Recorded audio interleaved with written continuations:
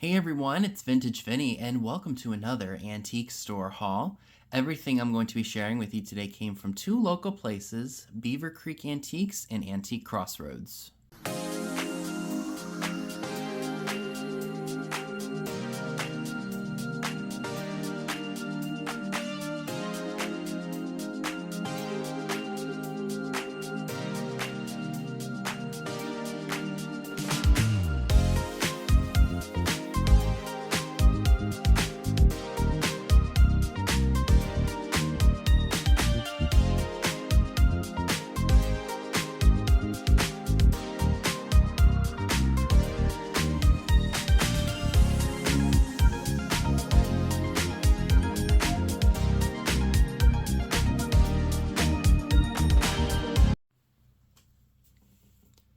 So we've come up from where I used to live in Montgomery County. We've come up to this area and we've explored. There's a town called Funkstown. We didn't really know about Boonesboro until we moved up here. And we would go to Beaver Creek and Crossroads from time and time again. At the time, my tastes were a lot different than what they are now.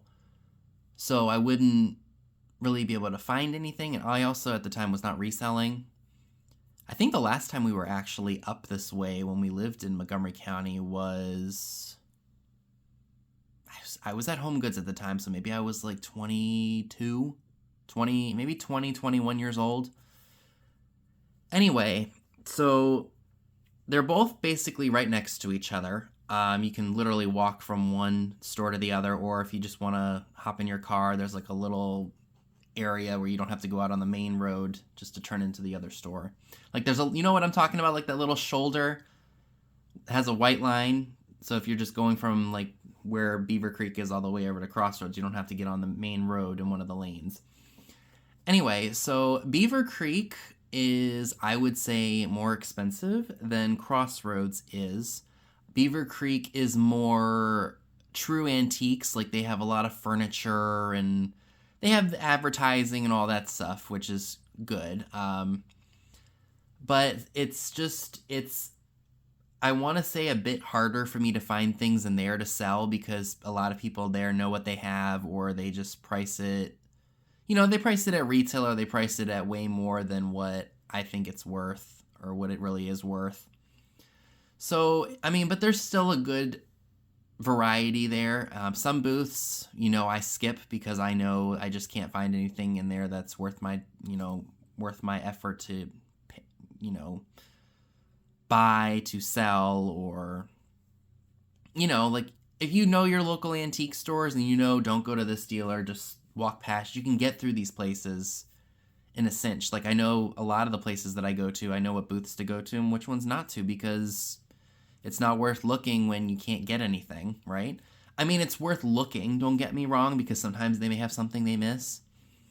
But for the most part, I know which dealers to shop, which ones I can find the best deals in. And, I want to make sure I get the best deals for myself and for you all, so that way, if it comes to a live sale, I can still give you all a really good deal. So anywho, at Beaver Creek, I did only spend $9. I got this Kester radio solder tin, so that's really cool. There is one more Saturday after this upcoming Saturday. So the 23rd. That's next week, right? What's today? Today is the 16th. Okay, so yeah, we have 2 more Saturdays for the month of March. I'm going to see if Katie would like to do a sale at the end, like the last Saturday, March 30th. Because we haven't been able to do a sale because we've just had some stuff going on and, life in general. So I'm going to message her probably today or tomorrow because I'm not doing a sale today, this Saturday. I'm recovering from a sinus infection that now, unfortunately, Mystic Mom has caught from taking care of me. So, yes. So I was able to get that tin, and then I also got some pinup postcards. Funny enough, I actually found this exact same image at the Black Rose of Hanover in a much larger postcard. So these are fun. These are great for the summertime. I mean, for what is this, 1950 something? This is definitely, I mean, bathing suits were very risque. Or at least the two-piece bathing suit back then was considered risque, you know. Today, bikinis are absolutely normal. Granted, there are some people out there who shouldn't be wearing a bikini because nobody wants to see everything hanging out that they got on them, but whatever. It is what it is. Can't tell someone what to do. But yes, I found those. Funny enough, one was priced $2, one was priced $1. It is what it is. This one is a bit older, probably from maybe the 30s. Come and join me, and she's wearing I think it's a one-piece, or maybe it's two-piece, so maybe it's 40s or 50s, because that was pretty risque for the time, and that one was only $1.50. So that's all I got from Beaver Creek. The rest of the stuff came from Crossroads, and I did spend almost $100 there, but I got some pretty epic pieces. So these were the first things that I spotted. These, I believe, were in cigar boxes back in the day, and they, I guess, lined the top of them. And they were collected by many people. They have a very deco look to them. They almost remind me of an old rug. Heck, if you wanted to and you had a dollhouse, this would make a great rug for like under a dining room table or maybe even in a living room. I just like the patterns on them. So those were fun. This has actually been at this mall for a long time, and I finally decided to go ahead and pick it up. I believe that's supposed to be like a pagoda or something.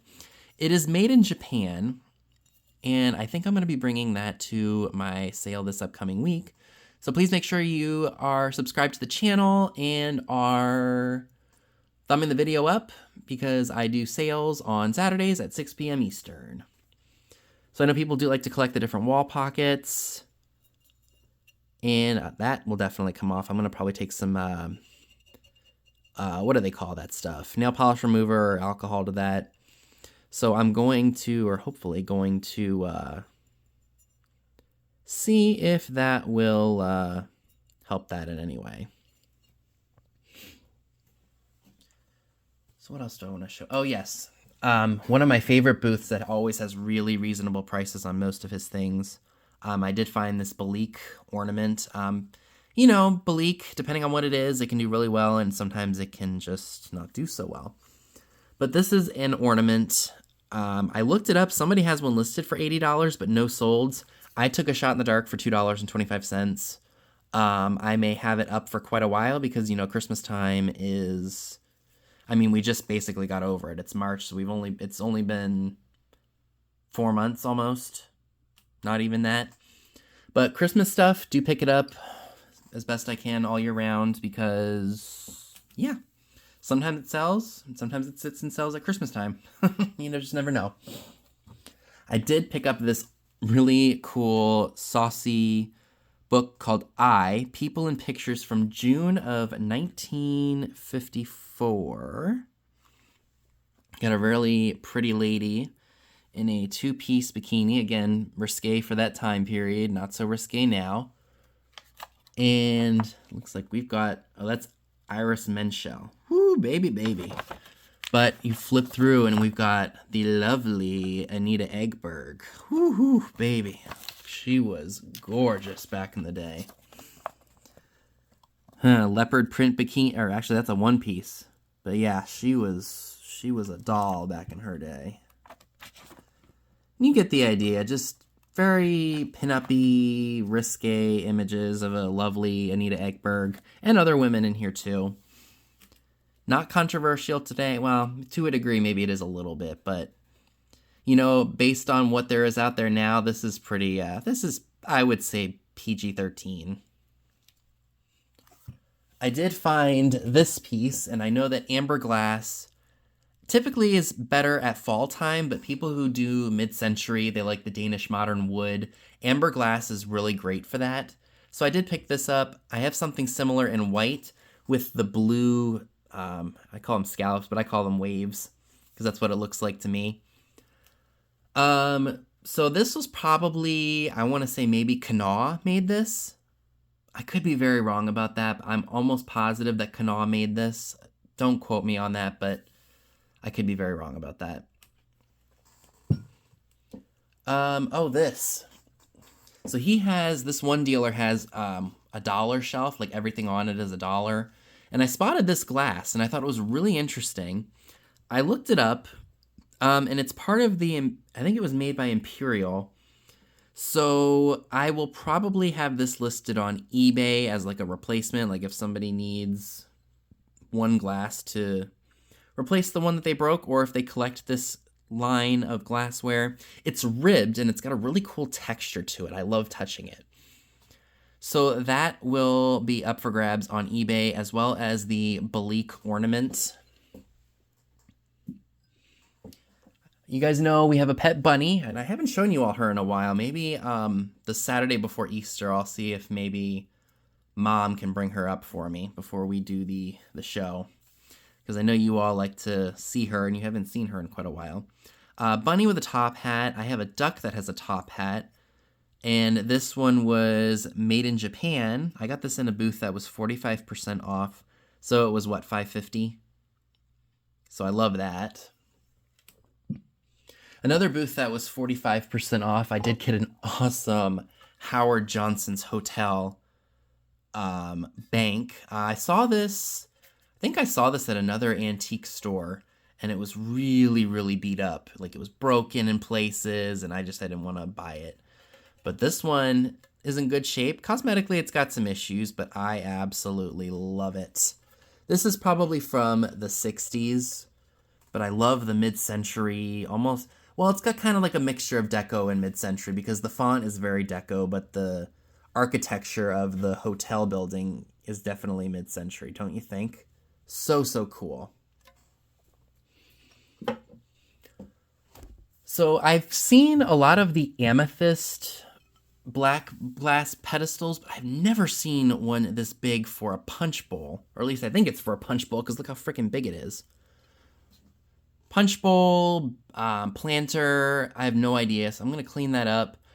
I really don't know much about it. I haven't really found anything on it. I'm sure there's more of them out there, but it's just so neat. Like I said, I've not seen a red one of these before, and it was only $3. So I am going to maybe do a little bit more research and see if maybe that's worth my time to put on eBay. Or what, because I don't think I can use it for anything. I mean, punch bowls are not really something that my generation is really looking for. Who knows? They may come back around. A lot of stuff does.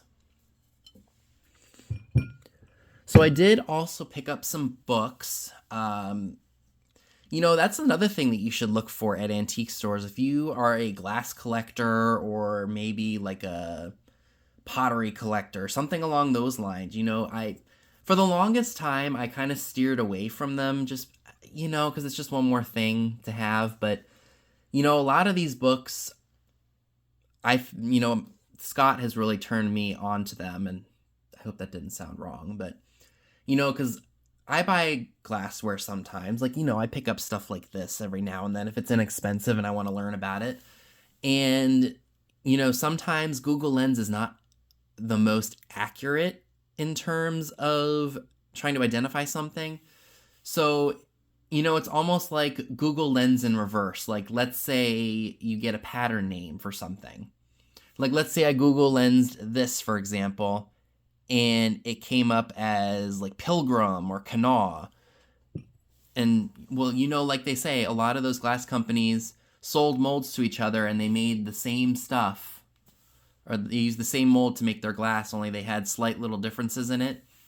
But it is nice to sometimes be able to, get a name and then go flip through a depression glass book and see if you are correct, or if Google did pick up the right pattern name and such.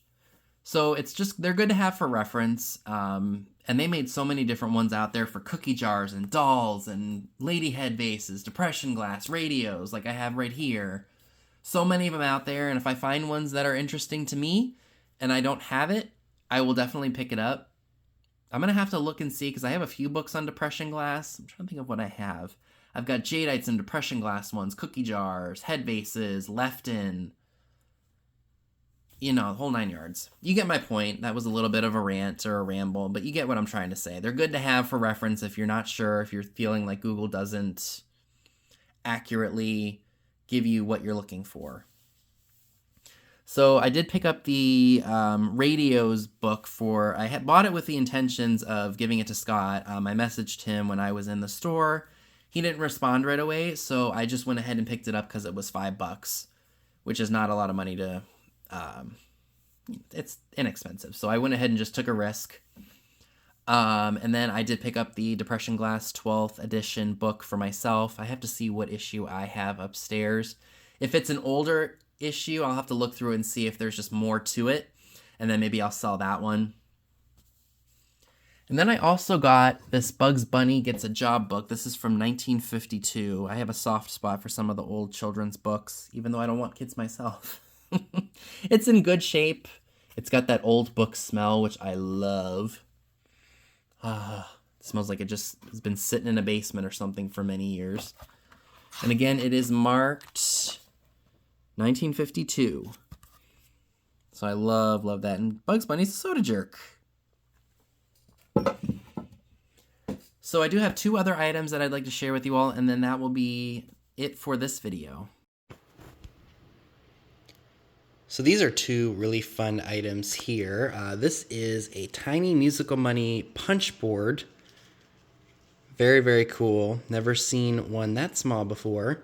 That would look cool displayed up on a shelf with a bunch of advertising, or if you just collect gambling memorabilia, this would be awesome for that. And then I found this Funny Girl pamphlet. I looked through it, and the reason that I picked it up is because it looks like some of the stars have signed their names in some places. Like, it looks like we got Danny Meehan's signature. We have Jessica James's signature. We've got Isabel Sanford, Gordon Jump. If you guys don't know who that is, he actually was in The Golden Girls. He played, what was his name? It was Leonard something. Sophia put the Italian curse on him. What was his name? It was Leonard something. Leonard and Gladys were their names. I'm sure I'll think of it and I'll put it here for you all to see. But yeah, I looked in here and like I said, there were some signatures and I said, what the heck? Let me go ahead and pick those up. So that was really cool. I almost forgot. I did get a bag of vintage doggies, and I'll go ahead and show those to you all. So here are all of the dogs that came in that really awesome bag. So it looks like these are some Scottish Terriers, and they're hind legs up, made in occupied Japan. So those are after World War II. These cute little guys are Salt and Pepper Shakers, Luster, and they were a souvenir of, I can't make out where that's from, but those are really, really cute. I think I've had and sold these guys before. Not sure what breed of dog that is, but that is just really, really sweet. I almost want to say that this is a soapstone material. Or it could, well, no, it's definitely not chalk. It's shiny, so it's definitely some kind of a stone. Very cool. I believe this is a Scottish Terrier, too. So that's really, really cool. Bigger.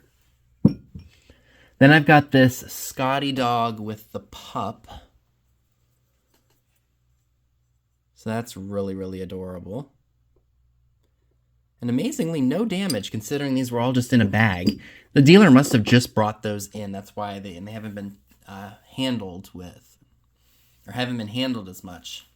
And then this is the best one, at least in my opinion. It's the poodle that's got a bunch of fur on it. Very, very cute. I have another one that I will bring to the sale, I think, that's kind of similar. So those were definitely a great, great buy. And the final two items that I'd like to share with you all from my trip to Beaver Creek and Crossroads are these two advertising pieces. As you can see, this cool matches display for the store is definitely seen better days. It is rusty beyond belief, but you know what? I paid only $10 for it, and I love that advertisement with that penguin. That is so awesome. So like I said, rusty. What I might do is I might put some felt on the bottom here, because as you can see, this is rusted right here. So this would scratch furniture if I were to put it on there. So I'm going to definitely be making it safer to put on pieces of wood and such. But I couldn't leave this for $10. Usually I see these for $40 and up. So, I mean, like I said, it's rough, but if I find another one, I might be able to get maybe 30, maybe, for somebody who's looking to have it as a placeholder. But I didn't think $10 was too much to ask. And then I found this awesome Scotch plastic tape dispenser store display. How cool is that? I did pay $30 for that, but I felt that was extremely fair considering the condition of it. And it is missing these little rubber feet right here, those little black things. 3 of them are missing. But I am happy that I was able to pick this up for such a good price. Actually, I take it back. I think I got 5% off, so it was only like $28. So, folks, that is everything that I'd like to share with you all from 2 of my local antique malls. Let me know down below in the comments section what were your favorite items from this haul.